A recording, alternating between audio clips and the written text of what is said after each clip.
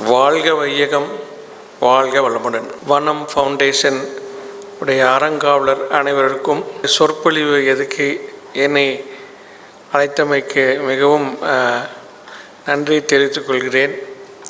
அப்படி ஒன்றும் சாதனை செய்ததாக நான் நினைக்கவில்லை.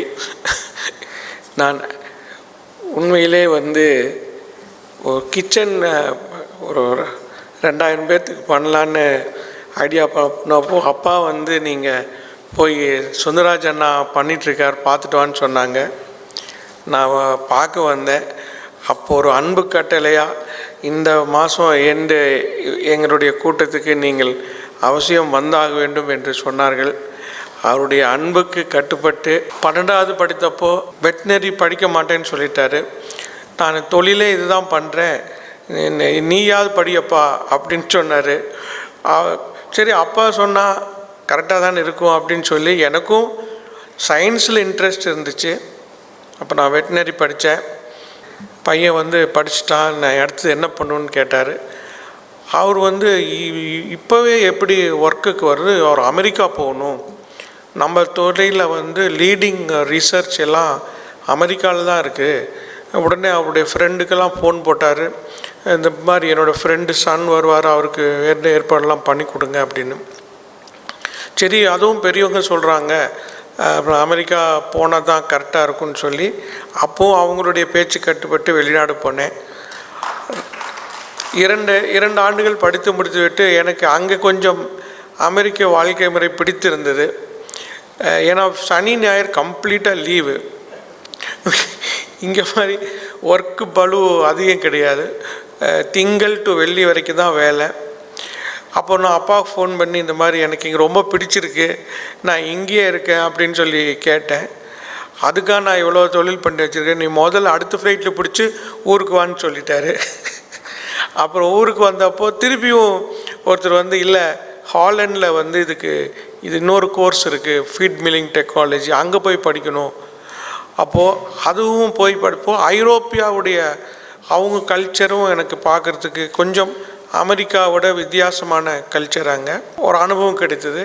பிறகு 96 ஜூன்லேருந்து இப்போ 26 ஜூன் வரைக்கும் கிட்டத்தட்ட 30 ஆண்டுகள் அந்த அப்பா ஆரம்பித்த தொழிலை கவனித்து வருகிறேன்.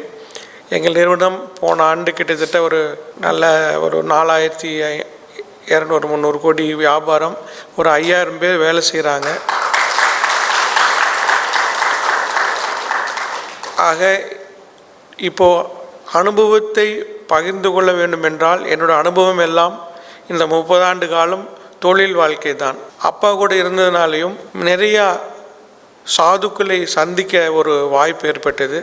அப்பா ஒரு நாள் பேரூர் ஆதீனம் சென்ற போது சாந்தலிங்கல் அடிகளார் தென்னந்தோப்புக்கு தண்ணி பாய்ச்சி கொண்டிருந்தார். அப்போதுதான் ஒரு சுவாமிஜி இவ்வளவு எளிமையாக இருக்க முடியுமா என்று எங்களுக்கெல்லாம் ஒரே ஆச்சரியம்.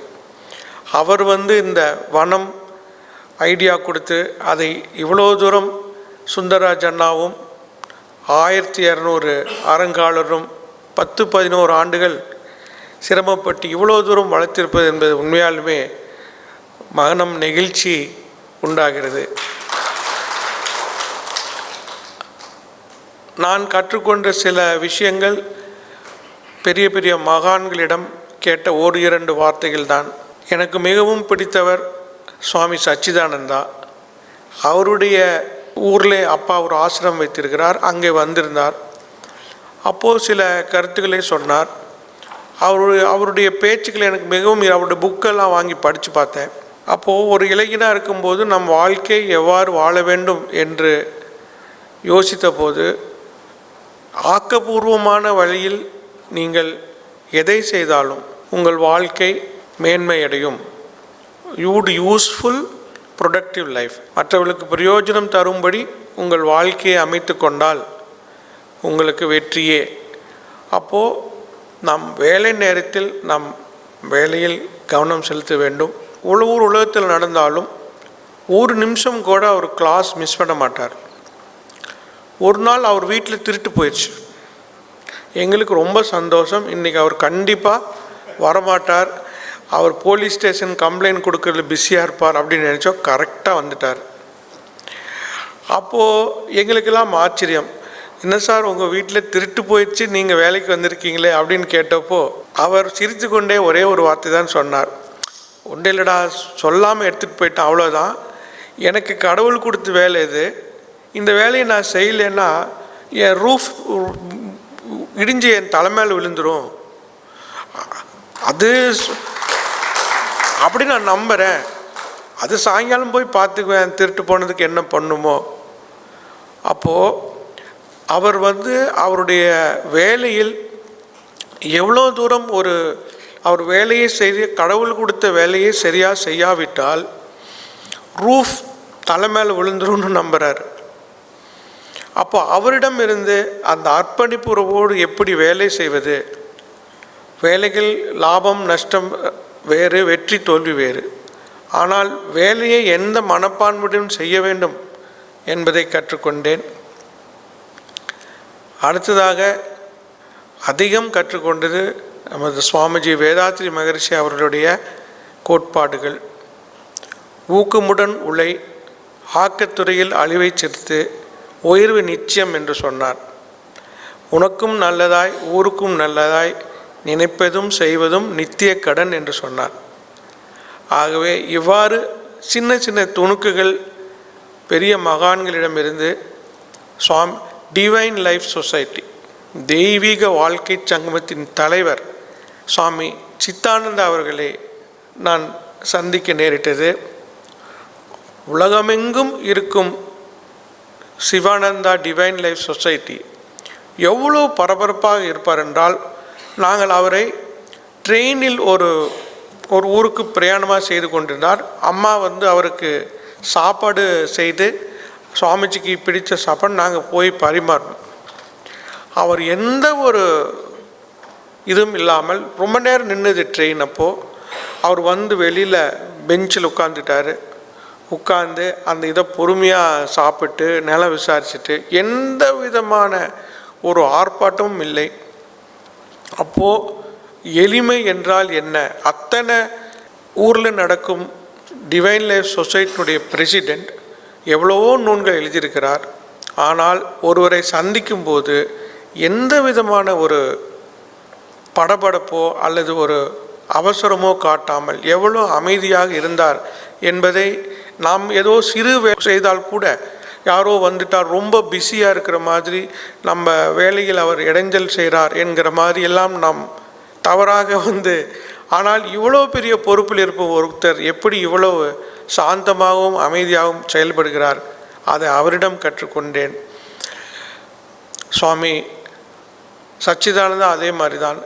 எங்கே பேசினாலும் ஒரு 20 நிமிடங்கள் தான் பேசுவார். ஆனால் அத்தனையும் பொருள் புரிந்த பேச்சாக இருக்கும். ஆகவே நான் அன்று போன வாரம் இங்கே வந்தபோது இந்த அரங்கம் நிறையா குழந்தைகள் டிராயிங் மாதிரி போட்டுட்டு இருந்தாங்க. அப்போ சுந்தரராஜன் நான் கேட்டேன், இவங்க என்ன செய்கிறாங்க அப்படின்னு. அவர் சொன்னார், இந்த மாதிரி 2 வாரம் கோர்ஸ் நாங்கள் இளைய தலைமுறைகளுக்கு நாங்கள் ஸ்கூல் லீவ் இல்லைங்களா, கூட்டிகிட்டு நல்ல கருத்துக்களை நாங்கள் சொல்கிறோம் என்றார். எவ்வளவு பெரிய விஷயங்களை இந்த வனம் இந்தியா ஃபவுண்டேஷன் நடத்தி கொண்டிருக்கிறது. அவங்களுக்கு பொல்யூட் ஆகாததுக்கு முன்னாடியே பசுமை தான் நம்மளுடைய எதிர்காலம், மரங்களை பாதுகாக்க வேண்டும் என்ற ஒரு நல்ல எண்ணத்தை அவர்களுக்கு ஏற்படுத்தி, நிச்சயம் அவர்கள் வளரும்போது அவர்கள் நல்ல சிந்தனையுடன் சுற்றுச்சூழலை பாதுகாக்க உங்களுடைய 5 கோட்பாடுகளில் மரம் செழிப்பாக இருக்க வேண்டும், சுற்றுச்சூழலை பாதுகாக்க வேண்டும் போன்ற கோட்பாடுகள் எல்லாம் மனதில் கொண்டு வாழ்வார்கள் என்ற நம்பிக்கை இருக்கிறது. எனக்கு என்னுடைய அனுபவம், நான் அதிகமாக சூழலை பற்றி கவலைப்பட்டது இல்லை. ஆனால் 2009 த ட்ராவல் அண்ட் லிவிங் சேனல் அப்படின்னு ஒன்று பார்த்துட்டு இருந்தேன். அப்போ அவங்க என்ன சொன்னாங்க, உங்களுடைய வேலை சுமை அதிகமாகும்போது நீங்கள் ஏதோ ஒரு மலை பகுதியிலையோ அல்லது பீச் பகுதியிலையோ வீக்கெண்டு ஒரு வீட்டை எடுத்துக்கோங்க, சனி ஞாயிறு அங்கே போய் இருந்துட்டு ரிஃப்ரெஷ்ஷாக வாங்க வேலைக்கு அப்படிங்கிற மாதிரி ஒரு அட்வைஸ் கொடுத்தாங்க. நான் அதை பண்ணி ஒரு எஸ்டேட் ஒன்று வாங்கினேன் ஏற்காடில். நான் அங்கே 10-12 காலம் வீக்கெண்டு அங்கே போயிடுவேன். அங்கே பக்கத்தில் ஒரு ஃபாரஸ்ட், 200 ஏக்கர் ஃபாரஸ்ட்டு. அதில் ஒரு அழகான தெளிந்த நீர் ஓடை, அதிலே 10 மாதங்கள் தண்ணி இருக்கும். அப்போதுதான் இயற்கையை பற்றின ஒரு பாடத்தை நான் கற்றுக்கொண்டேன். முதலில் அதில் நிறையா பல ஜாதி மரங்கள் இருந்தது. கொய்யா, ஜாக் ஃப்ரூட், பலாப்பழம், நாவல் பழம், இது போன்ற மாம்பழம், நிறையா மாம்பழம் வச்சுருந்தார் பழைய ஓனர். ஃபஸ்ட்டு என்ன சொன்னேன், நீங்கள் அந்த மேனேஜர் எல்லாத்தையும் கட் பண்ணி கரெக்டாக பேக்கேஜ் பண்ணி எல்லாம் விற்றுருங்க அப்படின்னு சொன்னேன். ஆனால் அது சந்தைப்படுத்த முடியல. அது அவ்வளோ டேஸ்டான பழம். ஆனால் அது பழுத்த உடனே அது கீழே விழுந்து யாருக்கும் இல்லாமல் போய்விட்டது. அது வரைக்கும் ஊரில் இருந்த மக்கள் எல்லாம் அந்த மாம்பழத்தை பறித்து கொண்டு போனார்கள். எப்படி இது நம்ம தோட்டத்தில் எல்லாரும் மாம்பழத்தை பறித்து கொண்டு போகிறார்களே என்று எல்லாத்தும் வேலி அமைச்சேன், கம்பி வேலி அமைச்சேன். அப்போது தான் எனக்கு கீழே போய் வீணாக போகிற பழத்துக்கு பேசாமல் அவங்களே கூட பறித்து சாப்பிட்டுருந்தாவது அவங்களுக்கு அது யூஸ் ஆகிருந்துருக்குமில்ல, நாம் என்ன வேலை செய்திருக்கிறோம். அப்புறம் அடுத்து நீ எதுவும் சொல்லாதப்பா, யாராவது பறிச்சா பரவாயில்ல அப்படின்னு சொல்லிட்டேன். அப்புறம் அந்த கிளியெல்லாம் கொத்தி அதை சாப்பிட்டு, அப்போது ஒரு மரத்தில் ரொம்ப டேஸ்ட்டாக இருக்கும். நான் என்ன சொல்லிட்டேன், இந்த மரத்தை மட்டும் நீங்கள் விற்றுறாதீங்க, எங்கள் வீட்டுக்குன்னு ரிசர்வ் பண்ணிடுங்க, இதில் வர எல்லா பழங்களும் எங்களுக்கே, அந்த ஒரு பழம் கூட யாருக்கும் கொடுக்கக்கூடாது அப்படின்னு. அதை பார்த்தாங்க, இவ்வளோ பெரிய மாம்பழம், ஒரு பழத்தை கூட என்னால் சாப்பிட முடியல. ஒரு மரத்தில் காய்க்கும் நூற்றுக்கணக்கான மாம்பழத்தில் ஒரு பழத்தை கூட நான் ரிசர்வ் செய்து ஸ்பெஷலாக எடுத்து கட் பண்ணி சாப்பிடும்போது ஒரு பழத்தை கூட என்னால் முழுமையாக சாப்பிட முடியவில்லை. அப்படி என்றால் இயற்கை எவ்வளவு வளம் படைத்தது. ஒரு மரத்தின் ஒரு பழமே நமக்கு தேவைக்கும் அதிகமாக இருக்கும்போது நூற்றுக்கணக்கான பழங்கள் ஒரு மரத்தில், அதிலே நூற்றுக்கணக்கான மரங்கள் அந்த எஸ்டேட்டில். அப்போது த அபண்டன்ஸ் ஆஃப் நேச்சர், இயற்கையின் கொடைத்தன்மை எவ்வளவு இருக்குது. மனிதனாகிய நாம் இயற்கையின் நாம் என்ன உட்கொள்ள வேண்டும் என்பது ஒரு சின்ன பகுதியே. ஆனால் மனிதனுடைய எனக்கு தான் எல்லாம் வேண்டும், இந்த கிரீட் தான் நம்ம அதை சின்ன நினைக்க தோணுது, இல்லைன்னா நம்மளுக்கு கிடைக்காது. அப்போ தான் எனக்கு இயற்கை கற்றுத்தந்த பாடம், பிரபஞ்சத்தில் இருக்கும் அனைத்தும் எண்ணற்றவை, எல்லையற்றவை, நாம் நுகரும் அதில் ஒரு சின்ன சதவீதமே நிச்சயம் மற்றவர்களுக்கும் அதை பகிர்ந்து கொடுத்தால்தான் நம் வாழ்வு செழிப்பாக அமையும் என்பதை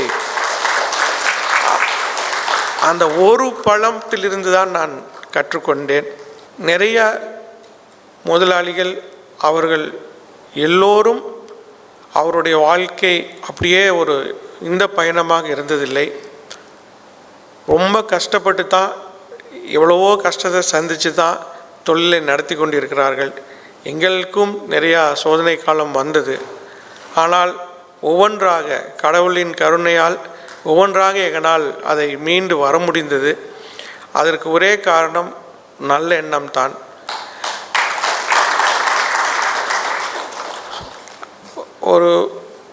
என்னோட பிரதர் ஒரு கம்பெனி வச்சுருந்தால், அவர் நஷ்டமாயிடுச்சு, அந்த லோன் திருப்ப முடியல, என்ன பண்ணுறது அப்படின்னு யோசிச்சுட்டு இருக்கும்போது ஏதோ ஒன்று பண்ணலாம் அப்படின்னார் அப்பா. இது சொல்கிறது 20 வருஷத்துக்கு முன்னாடிங்க. அப்போது ஒரு சுவாமிஜி எங்கள் ஆசிரமத்துக்கு வந்திருந்தார். அந்த சுவாமிஜியுடைய பையன் ஈச்சர் கம்பெனியுடைய எம்டி, ஈச்சர் டிராக்டர் இதில் ஃபேன்லாம் இருக்குல்ல, பெரிய முதலாளி. அவரை பார்க்க ஒரு ஃப்ரெண்டு வந்திருந்தார், அவர் கூட ஒரு ஃப்ரெண்டு வந்திருந்தார். அவர் யார் என்றால், நாங்கள் வாங்கின பேங்க்கினுடைய மிகப்பெரிய அதிகாரி. அவருக்கு எங்கள் அக்கௌண்ட்டை பற்றி தெரியவே தெரியாது. எங்கள் ஃபாதரும் இதை பற்றி பேசவே இல்லை. அப்போது அவர் என்ன சொல்லிட்டு போனார், போகும்போது சுவாமிஜியை தரிசனம் செய்துட்டு, நீங்கள் வந்து என்னை சென்னையில் பாருங்கள் அப்படின்னு மட்டும் சொல்லிட்டு போனார். அப்போ நாங்கள் சென்னையில் போய் அவரை சந்திக்க போது இப்படி ஓடிஎஸ் ஒன் டைம் செட்டில்மெண்ட் அப்படின்னு ஒரு ஸ்கீம் இருக்குது. நீங்கள் எப்படியாவது உங்களுடைய சொந்த நிறுவனத்தில் நீங்கள் நான் சொல்கிற அமௌண்ட்டை வாங்கி கட்டினால் எல்லா வட்டியும் தள்ளுபடி செய்து கொஞ்சம் அசலையும் தள்ளுபடி செய்து நாங்கள் ஏற்றுக்கொள்கிறோம். இது இப்போதான் வந்திருக்கு இந்த ஸ்கீமு. எனக்கு தெரியும் நீங்கள் இந்த கம்பெனியில் எந்த ஒரு காசும் எடுக்கலை, அதை நல்லா நடத்த தான் முயற்சி செஞ்சீங்க. அப்போ நாங்கள் போய் டெல்லியில் அப்பாவுக்கு வந்து இங்கிலீஷ் தெரியாது, என்னை கூட்டிகிட்டு போனார். நான் சொல்கிறது மட்டும் நான் தமிழில் சொல்கிறது இங்கிலீஷில் சொல்லு அப்படின்னாரு. அந்த சேர்மன் இந்த இவ்வளோ பெரிய ரூமுங்க, கிட்டத்தட்ட அவர் சேர்மன் ரூமே, அவ்வளோ பெரிய ரூமில் உட்காந்துருந்தார். அப்போ நாங்கள் போய் இது மாதிரி சொன்னோம். சரி எஸ்கேம், நான் டைம் கொடுத்தா நீங்கள் கட்டிடுவீங்களா? நிச்சயம் சார், நீங்கள் டைம் கொடுங்க, நாங்கள் கட்டிடுறோம். ஒரு 6 மாதத்தில் கட்டுவீங்களா அப்படின்னு கேட்டார். பாதி கட்டிடுறோம், பாதிக்கு இன்னொரு 6 மாதம் கூட. சரி டன், திருப்பி எதுவும் இதில் மிஸ்டேக் பண்ணிடாதீங்கன்னா பண்ண மாட்டோன்னு சொல்லி வந்து எங்களுடைய பேங்க்கை போய் இப்படி கொடுக்குறாங்கன்னு சொல்லும்போது, கரெக்ட் எஸ்கேம், இந்த மாதிரி ஸ்கீம் ஒன்று இருக்குது எங்களுக்கு தெரியும், பட் இங்கே இந்த மேனேஜர்லாம் யாருக்கும் அது தெரியாது. நான் என்னுடைய பர்சனல் டீம் அனுப்புகிறேன், நீங்கள் வேணுங்கிற மாதிரி பேப்பர் ரெடி பண்ணி எங்களுக்கு அனுப்பிச்சுடுங்க அப்படின்னார். அதே மாதிரி அவர் வந்தாங்க, எங்களுடைய சொத்தெல்லாம் அடமானம் இருந்ததெல்லாம் இது வேல்யூ பார்த்துட்டு ஒன்றுமே இல்லாமல் ஒரு லோன் கொடுத்தாங்க. அதுக்கு பேரே கிடையாது, சும்மா ஒரு கார்ப்பரேட் லோன். அதை வாங்கி நாங்கள் கடனெல்லாம் கட்டிட்டோம். இப்போ அந்த நிறுவனம் நல்லா வந்துடுச்சு. அப்போது க்ரைசிஸ் மேனேஜ்மெண்ட் அப்படின்னு நாங்கள் ஏதாவது பண்ணோமா அப்படின்னு பார்த்தா நாங்கள் எதுவும் செஞ்ச மாதிரி தெரியல. இயற்கையாக ஒருத்தர் அனுப்பிச்சுட்டு அவரு சுவாமிஜியை பார்க்க வந்தார். நாங்கள் ஒன்றும் அவர்கிட்ட கேட்கவும் இல்லை. அவர் கூட வந்தவர் இந்த பேங்க்கில் இருப்பார். ஆகவே எங்களுடைய அனுபவம் எல்லாம் நாம் ஒழுங்காக இருந்தால் இயற்கை அதுக்கு தகுந்தாக வழி செய்து கொடுக்கும் என்பதுதான் இந்த அனுபவத்தில் கற்றுக்கொண்டேன். யாரும் ஒரு வார்த்தை ஒரு மரியாதை குறைவாகவோ எதுவோ பேசவில்லை. இத்தனைக்கும் அவர்னால் முடிந்த அளவு வந்து உதவி செய்தார்கள். ஒரு மேனேஜர் மட்டும் கொஞ்சம் கடுமையாக, நாங்கள் லோன் கொடுக்கும்போது ஏன் நீங்கள் இவ்வளோ பெரிய ப்ராஜெக்ட் போட்டீங்க அப்படின்னாரு. ஆமாம் சார், 2 வருஷத்தில் திருப்புற மாதிரி தான் ப்ரொஜெக்ஷன் வந்தது, நாங்கள் போட்டோம். நாங்கள் எங்கள் கம்பெனியிலேருந்து இவ்வளோ பணம் போட்டோம், அது இன்டர்நேஷ்னல் பிஸ்னஸ் எங்களுக்கு தெரியல, இப்படி ஆயிடுச்சு சார். உங்கள்கிட்ட கடன் வாங்கினேன், நான் சொத்தை விற்றாது நான் கடனை திருப்பேன்னு என்னோடய பொறுப்பு அப்படின்னு சொன்னார். அதை கேட்டோடனே அந்த மேனேஜர் எதுவுமே பேசலை. ஆகவே இதிலிருந்து நான் கற்றுக்கிட்ட பாடம், உண்மையை பேச வேண்டும், நேர்மையாக இருந்தால் நிச்சயம் நமக்கு வழிகாட்டுகள் ஏதோ ஒரு வகையில் கண்டிப்பாக வந்து சேரும். நாம் இயற்கையை நம்பாத நாம் குறுக்கு வழியில் போகும்போது தான் நாம் குறுக்கு வழியில் சம்பாரித்து வைக்கவில்லை என்றால் நம் குழந்தைகளுக்கு அல்லது வருங்கால சந்ததிக்கு இல்லாமல் போயிடும் என்று தவறாக நினைக்கிறார்கள். ஆனால் நான் ஒரு பெரிய மாற்றத்தை பார்க்கிறேன். இப்போ வந்திருக்கிற இதில் ரொம்ப நல்லவர்கள் நல்ல விஷயங்கள் எல்லாம் பேசுகிறார்கள். தொடர்ந்து அது செயல்படுத்துவார்கள் என்றால் பொறுத்திருந்து தான் பார்க்க வேண்டும். அட்லீஸ்ட் நல்ல விஷயங்களை பேசுகிறார்கள். அடுத்ததாக, எந்த ஒரு சமுதாயம் அடுத்த தலைமுறை பற்றி சிந்திக்குதோ அது முதிர்ச்சி அடைந்த சமுதாயம். இப்போது 11 ஆண்டுகள் தன்னுடைய பையனுக்கு தொழிலை கொடுத்துவிட்டு முழு நேரமாக சுந்தரராஜ் அண்ணா இந்த ஒரு அமைப்பை கவனித்து வருகிறார். அதில் அவருக்கு என்ன லாபம்? வருங்கால சந்ததியர்கள் நன்றாக இருக்க வேண்டும். அந்த ஒரு எண்ணத்துக்காக தான் இவ்வளோ 1200 பேரும் கஷ்டப்படுறீங்க. இந்த உணர்வு எல்லாருக்கும் இருக்குமானால், ஒரே ஒரு உதாரணம் மட்டும் சொல்லி நான் நிறைவு செய்கிறேன். நாங்கள் ஹாலிடே இருக்கிறோம் நார்வேக்கு, ஆஸ்லோங்கிற இடத்துக்கு நார்வேக்கு போயிருக்கோம். அதில் நாங்கள் ஒரு வாரம் நானும் என்னோடய சன்னும் ஒய்ஃபும் எல்லா இடத்தையும் சுற்றி பார்த்தோம். அந்த மக்களும் ரொம்ப, அதாவது படப்படப்போ இதோ இல்லாமல் ரொம்ப கேஷுவலாக இருந்தாங்க. அப்போது நான் கேட்டேன் அவர்கிட்ட, இங்கெல்லாம் 3-4 நாள் எல்லாம் வேலைங்க, வெள்ளி சனி ஞாயிறு கூட நாங்கள் லீவ் எடுத்துக்குவோம் அப்படின்னு சொன்னார். எப்படி இவங்கனால் இப்படி வாழ முடியுது, நம்ம ஊரில் சனி ஞாயிறு கூட வேலை செய்ய வேண்டியதாக இருக்கே அப்படின்னு கேட்டால், 1970களில் அவங்க ஒரு பெரிய எண்ணெய் கிணறை கண்டுபிடிக்கிறாங்க. அதை அந்த எண்ணெய் கிணறுனுடைய அளவு பல 100 ஆண்டுகளுக்கு அவங்களுக்கு போதுமான வருமானத்தை கொடுக்கக்கூடியது.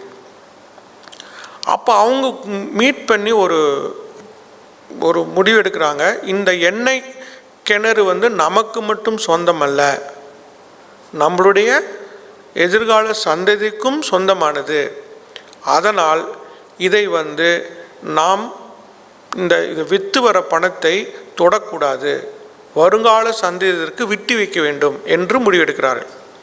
அதுக்கு ஒரு கமிட்டி போட்டு உலகத்தில் எங்கெங்கே நல்ல நிறுவனங்கள் இருக்குதோ அந்தந்த நிறுவனத்தில் எல்லாம் நீங்கள் இந்த பணத்தை கொண்டு முதலீடு செய்யுங்கள். இன்றைக்கி அந்த சாவரின் ஃபண்ட் அப்படிங்கிறாங்க. அது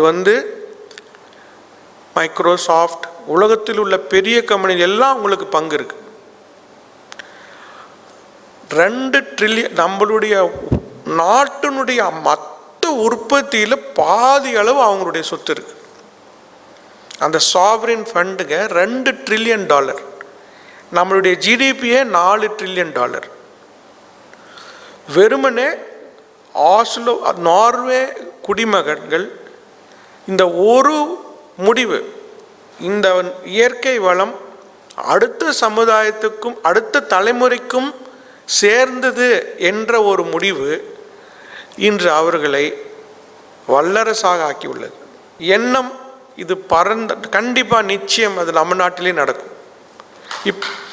இப்போ அவங்க ஒரு டிரைவர் சொல்கிறாரு, நான் திங்கள் செவ்வாய் புதன் தான் வேலை செய்வேன், 3 நாள் வேலை. எங்கள் டாக்ஸி டிரைவர் ஏங்க அப்படின்னா, இல்லை என்னோடய ஃப்ரெண்ட்ஸ் எல்லாம் கெட் டுகெதர் இருக்குது வியாழக்கிழமை, அப்புறம் நான் இன்னொரு ஸ்கீயிங் போவேன் மலை மேலே வெள்ளிக்கிழமை, ப்ரோக்ராம் வச்சுருக்கிறான். வியாழன் வெள்ளி சனிக்கு என்னுடைய பர்சனல் இருக்குங்க, ஏதோ வேலைக்காக நான் 3 நாள் வேலை செய்வேன், அவ்வளோதான். ஒரு சமுதாயம் அடுத்த தலைமுறை பற்றி சிந்தித்தது மட்டும் இல்லை, செயல்பட்டதனால் இன்றைக்கி வேலை செய்யாமலே அவங்க முதலீடு செய்த பணம் நம்ம நாட்டினுடைய மொத்த உற்பத்தியில் பாதி அளவுக்கு அவங்களுக்கு சொத்தாக இருக்கிறது. அதில் அவர்கள் லஞ்சமோ ஃப்ரீ கொடுத்தா வேண்டான்ட்டாங்க. இதில் அபரிதமான பணம் வந்துச்சு. சரி, எல்லா குடிமகளுக்கும் நாம் ஒரு போர்ஷனை மாதம் அவங்க பேங்க் அக்கௌண்ட்டில் போட்டுடலாம், இப்போ 2500 போடலாம், 6 கேஸ் கொடுக்கலாம் அப்படின்லாம் இப்போ பேசுகிறாங்க இல்லைங்களா. அதே மாதிரி அங்கேயும் வந்திருக்கு. அது இப்போ நம்ம தான் நல்லா இருக்கிறோமே, அதை எதுக்கு எடுக்கணும்? அவங்க ஓட்டே போட்டிருக்கிறாங்க, இது எங்களுக்கு தேவையில்லை அப்படின்னு. இதுதான் முதிர்ச்சி அடைந்த சமுதாயத்தின் அடையாளம். வேண்டாம், அது நம்ம பேரம் பேத்திகள் இருந்துட்டு போகுது. இப்போ நீங்கள் நடும் மரம், நீங்கள் எல்லாம் உங்களை விட நம்மளுடைய அடுத்த சமுதாயத்துக்கு, இளைஞர் சமுதாயத்துக்கு தானே பயன்படும். அந்த மரம் தரும் ஆக்சிஜன், கனிகள், இயற்கை வளங்கள் எல்லாமே.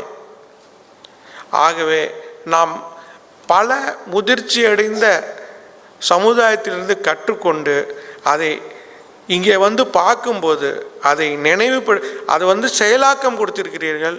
சாந்தலிங்க அடிகளார் எந்த ஒரு எண்ணத்திலே இப்படி ஒரு நல்ல ஒரு ஐடியாவை நம்ம சுந்தரராஜ் அண்ணா கொடுத்து, அதுவும் அவர் சாதாரண ஒரு வார்த்தையாக எடுத்துக்காம அதுக்கு செயல் வடிவம் கொடுத்து 1200 பேர்த்த சேர்த்து இவ்வளோ தூரம் பண்ணதுக்கு உண்மையாலுமே என்னுடைய மனமார்ந்த வாழ்த்துக்கள். திருக்குறள் எனக்கு மிகவும் பிடித்தது. திருவள்ளுவர் சிலைக்கு என்னையை மாலை போட சொன்னார்கள். ஒரே ஒரு குறள் தான் ஞாபகத்துக்கு வருது. செயற்கரிய செய்வார் பெரியர், சிறியர் செயற்கையிலே செய்களாகார். சிறியவர் யார், பெரியவர் யார்? செய்தற்கரிய செய்தை செய்பவர் பெரியவர். அப்படி நிச்சயம் இது செய்தற்கரிய செயல் என்றதால் சுந்தரராஜன் நான் உண்மையாகவே பெரியவர் என்று கூறிக்கொண்டு உங்களையெல்லாம் சந்தித்திலே எனக்கு பெரும் மகிழ்ச்சி என்று உங்களுடைய நல்ல காரியத்தை தொடருங்கள். நாங்களும் ஒளிரும் ஈரோடு என்ற அமைப்பு ஒரு 90 பேர் ஈரோடில் சேர்ந்து இதுபோல் இது மட்டும் இல்லைங்க, செங்கோட்டையன் சொல்லி ஒரு 400 ஏக்கரா ஏரியை தூர் வாங்கி அதையும் நீர்நிலைகள் எல்லாம் சரி பண்ணியிருக்காங்க. இப்போ என்னென்னா கலெக்டர் எங்களுக்கு ஒரு நாள் டைம் கொடுக்குறார் மந்த்லி.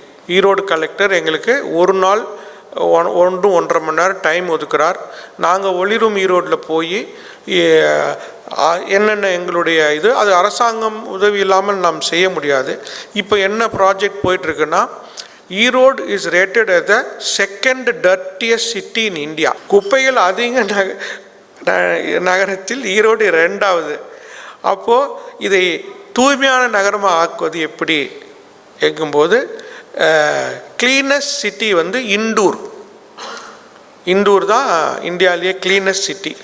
அப்போ நான் நிறையா அங்கே சரக்குலாம் வாங்குகிறேன் எங்கள் ஃபேக்ட்ரிக்கு. அப்போ அங்கே அவருடைய பெரிய ஆள், அவர் தான் அங்கே எல்லா சேம்பர் ஆஃப் காமர்ஸ் பிரசிடெண்ட் எல்லாம். அவர் என்ன, உங்கள் டெலிகேஷனை கூட்டிகிட்டு வாங்க ஈரோட்லேருந்து, என்னுடைய சார்பாக இங்கே தங்க வச்சு நான் உங்களை எல்லாம் காட்டி கொடுக்குறேன். இப்போது அதுக்கு போகிறதுக்கு நாங்கள் டைம் கேட்டிருக்கிறோம். கலெக்டருடைய ஒப்புதலுக்காக வெயிட்டிங். அங்கே போய் பார்த்துட்டு இண்டூர் எப்படி தூய்மையான நகரமாக வைத்திருக்கிறார்கள் என்று கற்றுக்கொண்டு ஈரோட்டையும் தூய்மையான நகரமாக மாற்றுவதற்கு என்னென்ன செய்யலாம், அந்த ஒளிரும் ஈரோடு நோக்கம் ஒன்றல்ல, நிறையா பண்ணுறாங்க. ரோடு எங்கெங்கே அரசாங்கோடு சேர்ந்து நாங்கள் பண்ண முடியுமோ பண்ணிகிட்ருக்குறோம். இது வனம் ஃபவுண்டேஷனுடைய குறிக்கோள் ஒன்று தான், பசுமை, இயற்கை, ஆரோக்கியம் எல்லாமே இன்றைக்கி ரொம்பவும் பொருத்தமானது. உங்களை எல்லாம் இந்த தருணத்திலே சந்தித்து ரொம்ப மகிழ்ச்சி என்று கூறிக்கொண்டு வாழ்க உங்களுடைய பணி. அனைவருக்கும் எனது வாழ்த்துக்களை தெரிவித்து விடைபெறுகிறேன். நன்றி, வணக்கம்.